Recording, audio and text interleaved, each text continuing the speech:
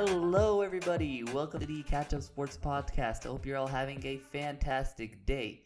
I'm your host, Moses, and welcome to the fifth ever episode of this podcast. I know it's been a while. It's been 2 weeks. I moved to a new apartment in the last 2 weeks. It's been a very long 2 weeks, but it was worth it. Really, we moved to a better place, so I'm happy it's over. So now I have some time to record for you guys and talk about some sports, NBA, NFL. So let's talk about a couple headlines. So the Brooklyn Nets hired Steve Nash as their head coach, and I think it's a huge win because him and Kevin Durant are really close. And also hiring one of the smartest NBA players ever is always a huge win. And also, Texans quarterback Deshaun Watson recently signed a 4-year, $160 million extension. $111 million is guaranteed. After such a bad season for the Texans, bad offseason, at least, they signed their best player to a long-term deal. So now, what's ahead of us? We're going to talk about my NBA reactions to the first round and second round. Also, prediction season is continuing. We're also going to be talking about the NFC North and AFC South. We're going to be predicting them. And also my NBA Finals matchup. I'm going to be predicting it. So let's jump right into it. So the first round of the NBA playoffs has come to an end. And before I talk about the conference semifinals matchups, I'd like to point out what happened in the first round, some special things that happened. So the first thing is that Luka Doncic is going to be a huge problem for the NBA in a couple of years. I predicted that Kawhi Leonard and Paul George will slow the Luka down in the Dallas Clippers series, and I was terribly wrong. Luka was borderline unstoppable for the entire series. Luka is developing to be a Hall of Famer caliber player in front of our eyes. This Dallas Mavericks team, in a couple of years, can beat a dynasty. It has that potential. The Mavericks front office just needs to build a solid team around their superstar, Luka Doncic. And when I think about it, this Luka really reminds me of Patrick Mahomes. The first year Patrick Mahomes made the playoffs, he lost in the AFC Championship. Luka lost in the first round. The second year Patrick made the playoffs, he won the Super Bowl. So regarding Luka, you never know, a new young star in a huge NBA league. The second thing I want to point out is regarding the Utah Jazz and the Denver Nuggets series. So I applaud both teams for providing us a blueprint on a masterclass series. A series that goes back and forth with a comeback. And in Game 7, the superstars perform in the clutch. These superstars make the difference. Don't get me wrong. Neither of these teams would have gone all the way and won a championship this year. I'm just happy of the entertainment value I got out of this series. Well done, Utah, and well done, Denver. The third and final thing I want to point out is regarding the Washington 76ers and their quote-unquote, the process. So the process is over. The process for the 76ers ended in a complete failure. Elton Brand, their GM, has completely screwed up years of tanking. Drafting Markelle Fultz first overall when you already had a ball distributor in Ben Simmons. They didn't re-sign Jimmy Butler, even though after they traded for him. Then they signed Tobias Harris and Al Horford to huge contracts. The problem is the 76ers already have two big men, Joel Embiid and Ben Simmons. Signing two more big men, this team has completely become one-dimensional. This team doesn't stretch the floor. It can't shoot threes. And this doesn't work in the NBA today. Let's look at their starting five. Tobias Harris, a power forward. Ben Simmons, a power forward. Al Horford, a power forward / center. And Joel Embiid, a center. Also, there's Josh Richardson, a guard.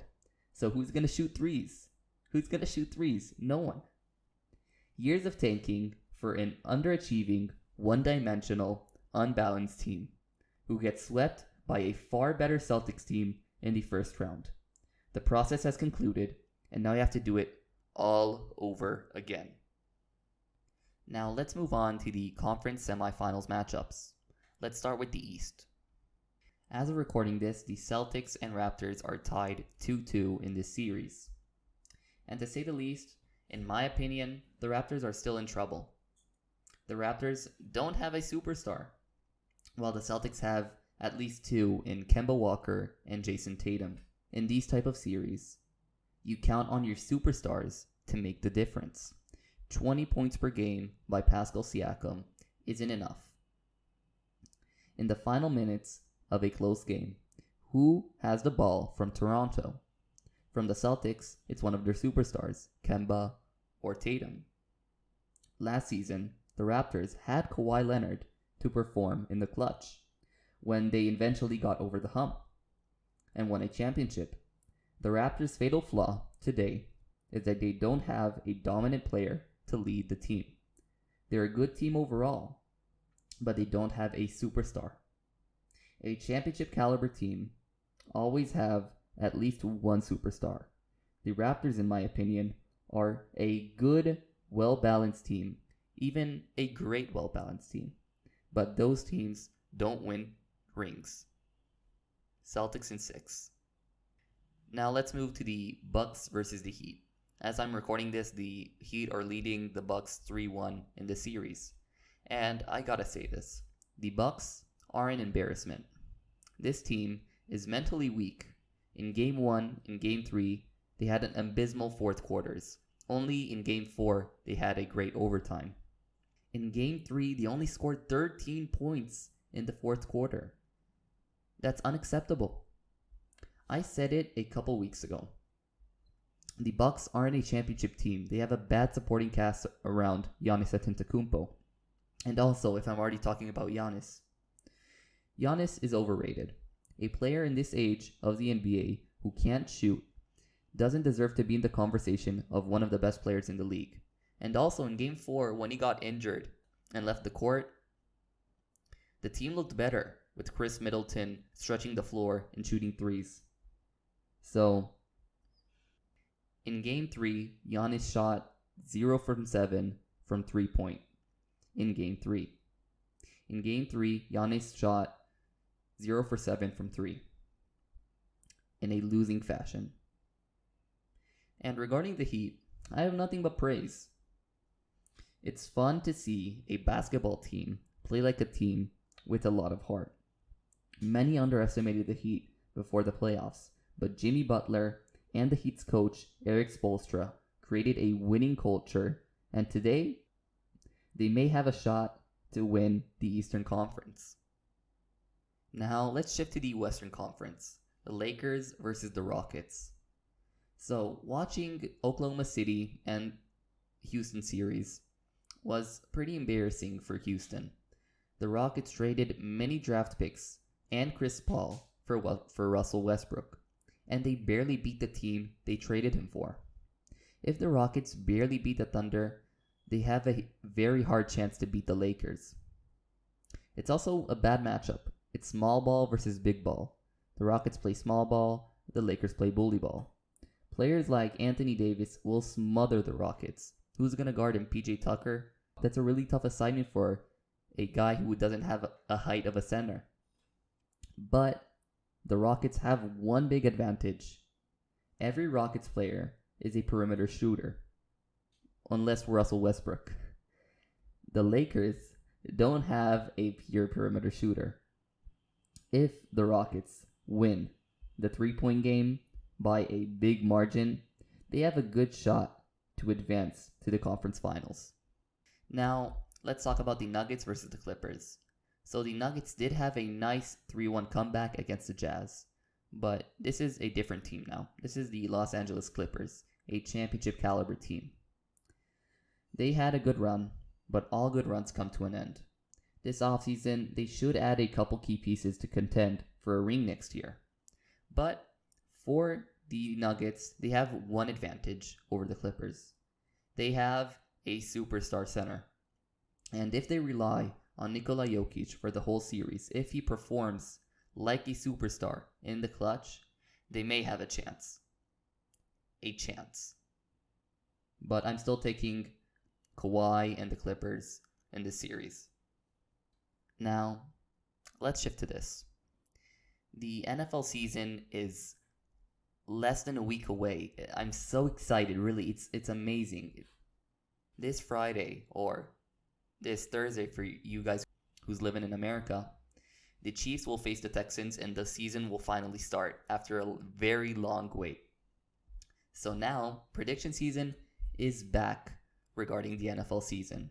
And today we're going to be predicting the NFC North and the AFC South. Like previous episodes, I'll be previewing each team by my predicted division standings from worst to first. So let's start with the NFC North. My fourth ranked team in the NFC North is a team from the Windy City, the Chicago Bears.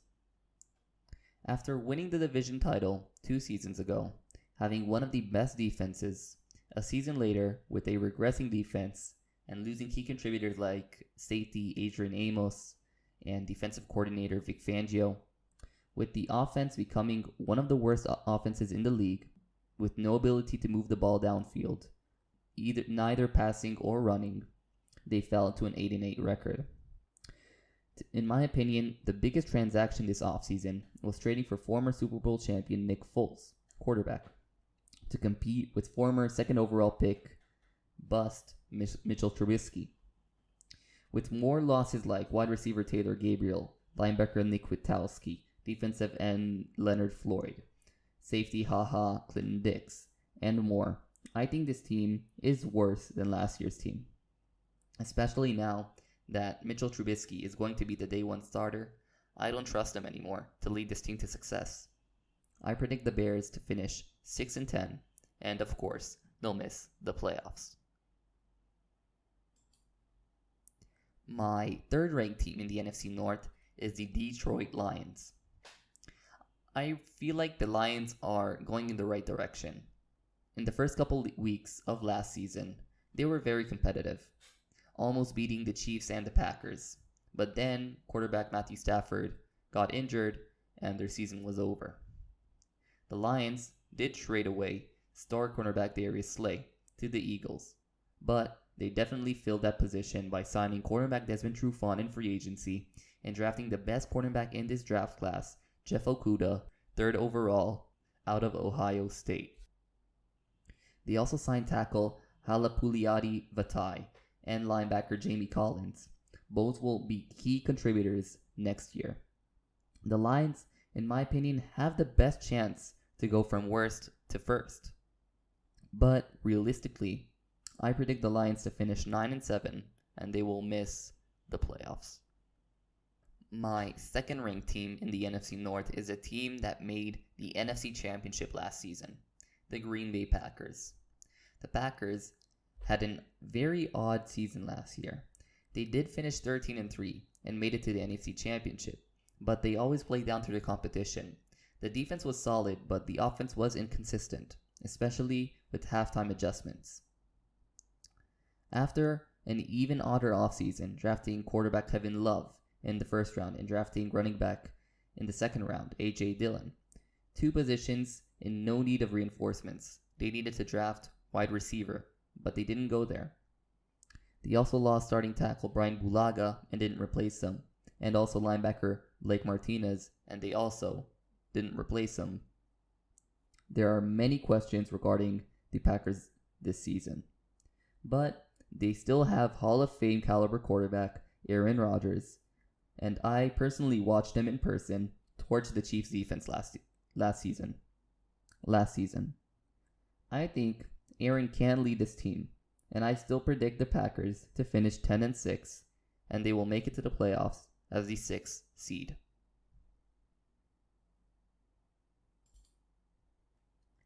My first ranked team in the NFC North is the Minnesota Vikings.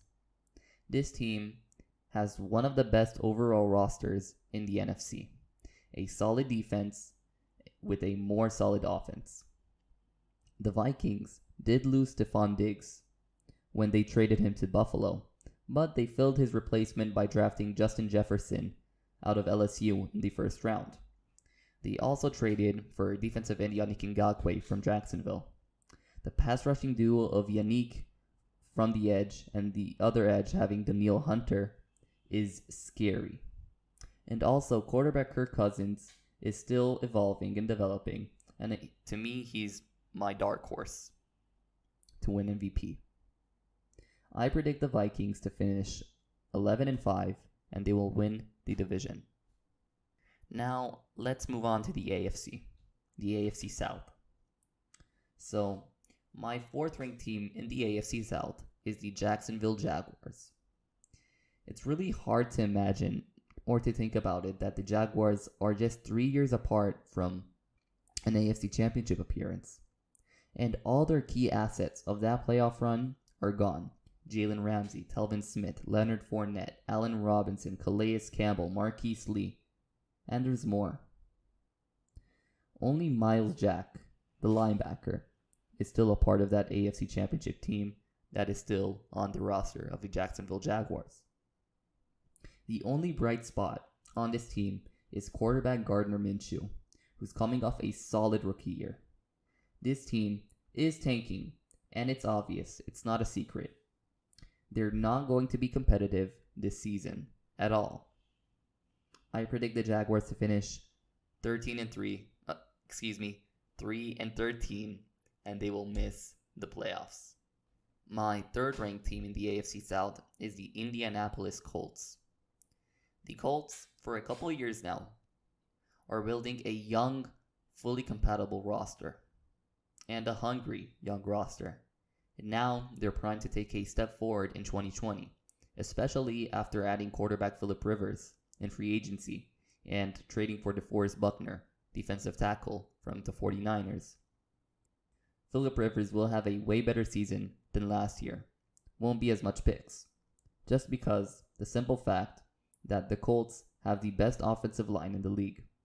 More time to throw the ball and less pressure equals less turnovers and more completions. I think that's enough said. I predict the Colts to finish 10-6, and they will make it to the playoffs as the 6th seed. My second ranked team in the AFC South is the Houston Texans. And yeah, I know, the DeAndre Hopkins trade is totally one-sided and is one of the worst trades in NFL history. Okay, now that I got that off my chest, let's talk Texans. Adding Brandon Cooks via trade is a great addition, but he is injury prone. But to me, adding Randall Cobb is a great wide receiver to solidify that slot position, a very important position. But to me, there's 3 major flaws in this Texans team.